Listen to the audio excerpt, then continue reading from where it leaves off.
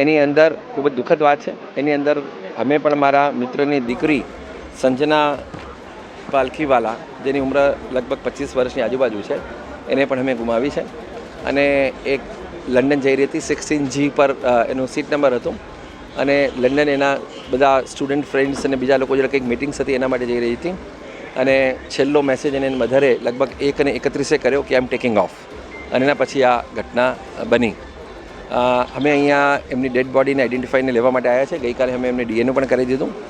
અત્યારે મારે મેન્શન કરવું જ જોઈએ કે અહીંનું જે પ્રશાસન છે, એડમિનિસ્ટ્રેશન, પોલીસ ડિપાર્ટમેન્ટ અને હોસ્પિટલના તમામ લોકો અમને ખૂબ સહયોગ આપે છે, ખૂબ મદદ કરી છે. એમાંથી અમે ખૂબ સંતુષ્ટ છીએ. અત્યારે બોડી આઈડેન્ટિફાઈ થવાની સિચ્યુએશન નથી, એટલે અમે વેઇટ કરી રહ્યા છે. અને જે રીતે બોડી આઈડેન્ટિફાઈ થશે ત્યારે અમે આગળ વધીશું. અમે એઝ અ ફેમિલી તરીકે એક બીજું પણ વિચારી રહ્યા છે, અને અમે એમના પેરેન્ટ્સને કન્વિન્સ કરી રહ્યા છે કે જે ઘટના બનવાની તે ઘટના બની ગઈ, પણ આપણે એક સારો સોશિયલ મેસેજ સમાજને આપવો જોઈએ કે આ દીકરી એ આપણી દીકરી કરતાં ભગવાનની દીકરી પહેલાં હતી, અને નાના સમય માટે એને એમની ગોદમાં ટ્રાન્ઝિટ તરીકે મોકલવામાં આવી હતી, એટલે ત્યાં આગળ આપણી જોડે છે.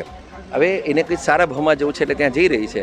તો અત્યારે શોક ન મનાવતા એક્સેપ્ટન્સ કરીને સોશિયલ કોઝમાં આખી ફેમિલી જોડાય, જે દીકરીના જે સપના હતા એ સપનાઓ પૂરા કરે.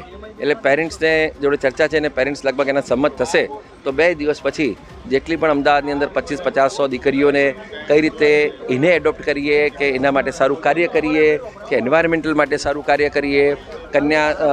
અંધકન્યા શાળા પણ છે, તો એવું અમે વિચારી રહ્યા.